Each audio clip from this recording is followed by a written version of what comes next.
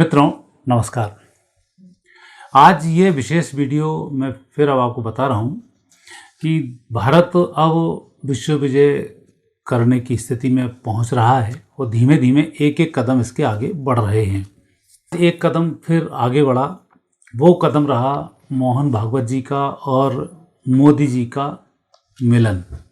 वैसे तो यदि हम पुराने युद्धों को देखें, चाहे भगवान श्री राम को देखें, भगवान श्री कृष्ण को देखें, इनके जो यहाँ जो मिलन रहे हैं उसके बाद ही सृष्टि में बहुत सारे परिवर्तन आए। जैसे भगवान श्री कृष्ण थे, जब भगवान श्री कृष्ण महाकाल पहुँचे हैं और महाकाल की नगरी में विद्याध्ययन मुहूर्त उनका हुआ है और महाकाल उनके आगवानी के लिए सांदीपनी आश्रम पधारे हैं, तो आज भी आप सांदीपनी आश्रम में जाकर देख सकते हैं कि वहाँ पर महाकाल नीचे हैं, भगवान का उनसे मिलन है और महाकाल का नंदी जो वाहन है वो बाहर खड़ा हुआ है। खड़ी हुई मूर्ति वहाँ प्रतिमा है। वो कारण है, जब मालिक खड़ा रहेगा तो वाहन तो खड़ा ही होगा, तो आप वहाँ आप देख सकते हैं। और हरिहर मिलन और उसके बाद फिर स्थिति में आपने परिवर्तन देखा। भगवान श्री कृष्ण गए हैं और युद्ध लड़ाए और द्वापर की समाप्ति, कलयुग का शुभारंभ और दुष्टों का संहार, ये सब आपने देखा। भगवान राम के समय में भी आपने देखा, जब रामेश्वरम पहुँचे भगवान ने वहाँ रामेश्वरम जी की स्थापना की है। उस ज्योतिर्लिंग स्थापना के बाद विजय मुहूर्त शुरू हुआ और फिर पापियों का अंत किया, नई सृष्टि का सृजन किया, मर्यादा की स्थापना की और स्थिति बनी। तो इस प्रकार की जो सृष्टि बनती है उनमें यही योगदान होते हैं। ब्रह्मा जी हैं जो सृष्टि के सृजन करता हैं, सृष्टि बनाते हैं, व्यवस्थाएं बनाते हैं। भगवान विष्णु उसका पालन करते हैं और शिव उनका संहार करते हैं। तो अभी जो स्थिति यहाँ पर बन रही है वो यही स्थिति बन रही है कि अभी जो मिलन हुआ है ये संघ का और मोदी जी का, ये मिलन कोई साधारण मिलन नहीं है। ये नींव जो रखी है, ये नींव भी कोई अस्पताल की नहीं है, ये अखंड भारत की नींव है। और अखंड भारत की जब मैं आपसे बात करता हूँ तो अखंड भारत में फिर तिब्बत को भी हम शामिल करते हैं, पाकिस्तान को भी शामिल करते हैं, अफगानिस्तान को भी शामिल करते हैं, म्यांमार को, बांग्लादेश को, भूटान को, इन सब को हम शामिल करते हैं। और यही भारत है जो ओरिजिनल भारत है और यही भारत आपको 2032 में मिलेगा। और इन मिलने के जो सूत्रधार होंगे वो तीनों ही होंगे। तीनों में कौन कौन है? सबसे पहला जिसने इस चक्रव्यूह की रचना की, जो इस देश को आगे बढ़ा रहा है और इस देश में एकता का संदेश लेकर आया, सबके साथ सबके विकास सबके विश्वास की बात करके आया। और 1925 में उन्होंने अपनी स्थापना की, माननीय हेडगेवार जी के द्वारा संघ की स्थापना। तो संघ एक तरीके से ब्रह्मा जी का काम कर रहा है, जो लगातार अपनी वंशवेल को बढ़ाते चले जा रहे हैं और एक अच्छे से सूत्र में इन सब का सूत्रपात हो रहा है। क्योंकि संघ की कुंडली में भी यह योग है कि जिस समय उसकी स्थापना हुई है और जिस उद्देश्य से स्थापना हुई है वो उद्देश्य उनका 2032 में जाकर पूरा हो जाएगा। और जब संघ 100 वर्ष मना रहा होगा तब उसकी उपलब्धियों का शुभारंभ या उसका जो उद्देश्य है वो अब उस उद्देश्य के समापन के नज़दीक होगा। ये स्थिति संघ की कुंडली में बनती है। अब दूसरी बात हम करते हैं कि अभी मोदी जी का मिलन हुआ भागवत जी के साथ। तो मोदी जो एक देश के प्रधानमंत्री हैं, तो प्रधानमंत्री का दायित्व है सभी लोगों का पालन पोषण करना। तो प्रधानमंत्री की कुर्सी पर जो व्यक्ति बैठता है वो ब्रह्म स्वरूप ही होता है और विशेष रूप से जो उसका मूल तत्व रहता है वो तत्व होता है विष्णु तत्व। क्योंकि विष्णु का जो मूल तत्व है वो है लोगों का पालन पोषण करना।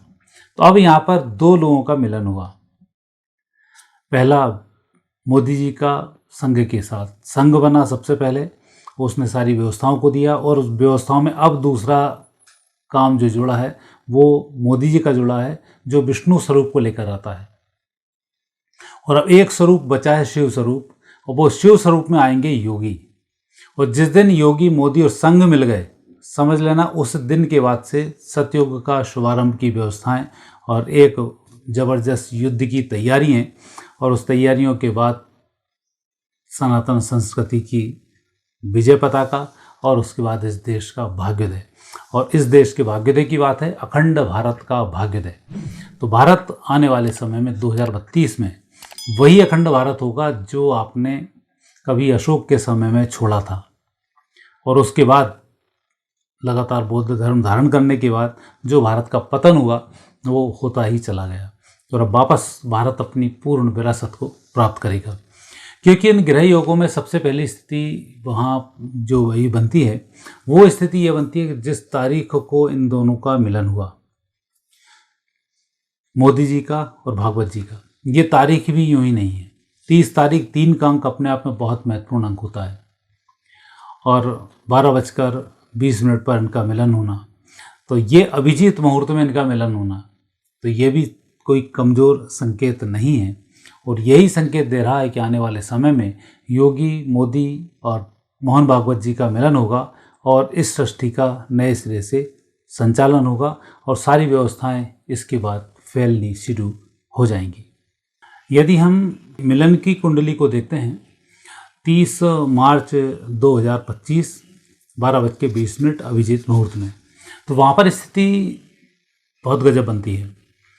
उसमें स्थिति बुध में गुरु, तो 2 सितारों का जमी पर है मिलन, आज की रात आपने सुना होगा।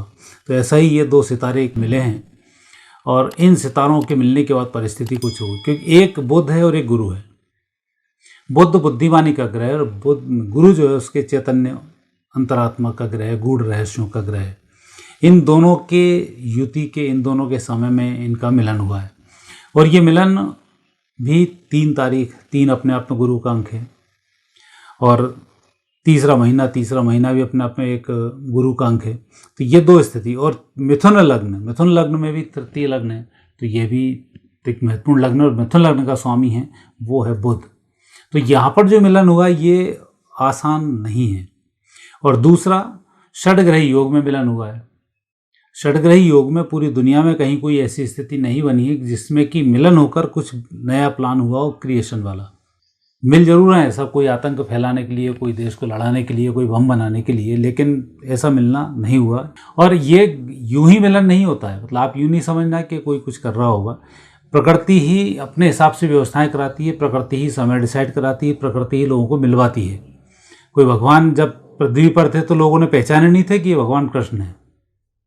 ब्रह्मा जी भी आकर कंफ्यूज हो गए तो उनको देखने के बाद, जब इतना बड़ा युद्ध चल रहा था कौरव पांडवों का, तो वहाँ भी पांडव साथ में खेलने के बाद रोज रोज कंफ्यूज हो जाते थे भगवान से। तो अर्जुन कुछ तो ही बोल जाता था। गीता के समय में तो उसने चरण पकड़ के माफ़ी मांगी है कि मैंने कितने पाप किए। तो वहाँ भी भीष्म पितामह उनको पहचान पाते थे, द्रोणाचार्य उनको पहचान पाते थे। तो जब इन परिस्थितियों का उदय होता है तब लोग नहीं पहचान पाते हैं। लेकिन ज्योतिष में इन परिस्थितियों की बड़ी विशेषता है, ग्रहों के मिलन की विशेषता है। पंचग्रही, षडग्रही, ग्रहण, इन सब की ज्योतिष में बहुत बड़ी विशेषता है। यही सब कुछ संचालित करते हैं। सामान्य देखने जाएंगे राहु और केतु तो कुछ है, इन ग्रह ही नहीं है, लेकिन बिना राहु केतु के तो ज्योतिष ही शून्य हो जाता है। राहु केतु हटा दो, आप कोई भविष्यवाणी कर ही नहीं पाओगे, 1% भविष्यवाणी नहीं हो सकती। तो अभी जो इनका मिलन हुआ है, ये मिलन बड़े ज़बरदस्त उसमें हुआ है। और मिलन का नक्षत्र रेवती नक्षत्र, जो सबसे आखिरी नक्षत्र है, और आखिरी नक्षत्र का भी आखिरी चरण रेवती का अंतिम चरण है। तो अब ये कलयुग का अंतिम चरण की बात थी, तो 30 मार्च 2025 ये कलयुग का अंतिम दिन था, और इस दिन नई सृष्टि का उदय का दिन था। और अब ये उदय आप होता हुआ देखेंगे। और अब इस उदय में एक और इंतजार है, वो है योगी जी के मिलन का, जहाँ संघ, योगी, मोदी तीनों का मिलना होगा। आप समझ लेना कि उसी दिन से भारत के भाग्योदय की शुरुआत, और उसी दिन के बाद भारत का विश्व युद्ध में लोगों का कुदबाना। भारत खुद नहीं जाएगा, भारत को प्रेशराइज किया जाएगा, और फिर यही भारत 2032 में जाकर अखंड भारत बनेगा। वो अखंड भारत जो अशोक ने कभी अधूरा छोड़ा था। और सम्राट अशोक की यदि कुंडली आप देखते हो तो उस अशोक की कुंडली में भी यही था कि ये जो उनका अंतिम शासन था, ये भारत के विनाश की शुरुआत का शासन था, भारत के टूटने की शासन था। उनके ग्रह योग ऐसे बताते हैं। और अब ये जो ग्रह योग बता रहे हैं, ये बता रहे हैं भारत के उदय के ग्रह योग। उनकी कुंडली इसमें यदि आप कंपेयर करोगे तो आपको बड़ी और विचित्र विचित्र बातें इसमें दिखाई देंगी। तो ये जो ग्रह योग अब बन रहे हैं, ये ज़बरदस्त हैं। आने वाले समय में भारत के भाग्योदय के लिए बहुत अच्छा समय है। और दूसरी यदि हम इनको देखते हैं तो आज महादशाओं को लिया जाए तो मोदी जी मंगल की महादशा में चल रहे हैं। इसके बाद चंद्र की इनको महादशा प्रारंभ होगी 2028 के बाद, और 28 तक तो ये मंगल में पूरा काम कर चुके होंगे। योगी जी की जो महादशा शुक्र की महादशा है, ये महादशा भी इनकी 2044 तक चलने वाली है, लेकिन ये सारा खेल 2028, 29, 30 में हो जाएगा जो स्थिति बनती है। और संघ की महादशा की बात करें तो संघ में भी राहु का जो अंतर चलेगा 29 से लेकर 2032 तक रहेगा। ये जो राहु का अंतर है ये संघ को विश्व विजय दिलाकर जिस उद्देश्य से संघ की स्थापना हुई वो उद्देश्य वहाँ पूरा होने वाला है। और भारत की कुंडली को भी देखते हैं, भारत की कुंडली की महादशा में भी मंगल की महादशा 2025 11 सितंबर 25 से मंगल की महादशा शुरू हो रही है जो 2032 तक चलेगी। और भारत का जो मंगल है वो कुटुंब के स्थान पर बैठा हुआ है, तो कुटुंब जैसे जैसे टूटा है वैसे ही वैसे अब बनना शुरू हो जाएगा। जब टूटना शुरू हुआ था तब भी मंगल की स्थिति थी जब ये टूटना शुरू हुआ था। अब जब मंगल दूसरी बार आ रहा है तो अब ये जोड़ने के लिए आ रहा है। तो आप मानकर चलें 2025 11 सितंबर 25 के बाद 32 तक लोग भारत की तरफ मैग्नेट की तरह आकर्षित होने लगेंगे। जैसे भी आपने देखा भूटान भारत में विलय की तैयारी कर रहा है, नेपाल आपने देखा वापस राजवंश और हिंदू राष्ट्र बनने की ओर है और नेपाल भारत में मिलने की तैयारी में है। पाक अधिकृत कश्मीर के लोग तो भारत की बात कर रहे हैं, भारत में मिलना चाहते हैं। पाकिस्तान की अवाम भारत के मोदी से खुश है कि वहाँ जैसा हमारे यहाँ नेता नहीं है। अभी तो नेता के लिए खुश हो रहे हैं क्योंकि अंदर पाप भरा हुआ है ना भारत के खिलाफ लगातार, तो उतनी जल्दी स्वीकार नहीं करेंगे। लेकिन अभी जब पाकिस्तान के टुकड़े होंगे और सारी व्यवस्थाएं बनेंगी तो भागेंगे कहाँ? सुरक्षा के लिए। सुरक्षा के लिए कहाँ जाएंगे? भारत के अलावा दुनिया में कोई देश ही नहीं जहाँ कोई सुरक्षित रह सके, फिर इधर आएंगे। तिब्बत चाहे कितना भी इन लोगों ने उपद्रव किया हो, और मैं जो बौद्ध धर्म की बात करता हूँ ना, बौद्ध धर्म ने जो नुकसान इस संस्कृति को पहुँचाया वो उनकी शालीनता, सज्जनता और उनके पंच जो मूल तत्व हैं उन्होंने, क्योंकि उनके अंदर अग्रेशन नहीं है, शत्रु उन पर हावी हो रहा है, शत्रुओं से लड़ने के लिए उन्होंने कुछ नहीं दिया, तो इसलिए लगातार नुकसान होता गया और तिब्बत हमसे अलग हुआ। तो अब तिब्बत भी हमारे साथ जुड़ेगा। म्यांमार तो भारत का हिस्सा है ही, उसको अलग आप मान ही नहीं सकते। बांग्लादेश, पाकिस्तान तो मैं पहले ही कह रहा हूँ कि अभी भारत का हिस्सा बनने वाले हैं। श्रीलंका कब भारत का हिस्सा अपने आप बन जाएगा ये आपको पता ही नहीं पड़ेगा। और चीन के टुकड़े की बात मैं आपसे कर ही रहा हूँ, जो ग्रहयुग सब बताते हैं। तो ये सारी परिस्थितियाँ वापस अखंड भारत की ओर मूव करती हुई दिखाई देती हैं। ये सभी ग्रहयोग इस प्रकार से चल रहे हैं। आप यदि कुंडली का अध्ययन करते होंगे तो आप खुद भी अध्ययन करके देखें, आपको ये सारे गूढ़ रहस्य सामने आ जाएंगे।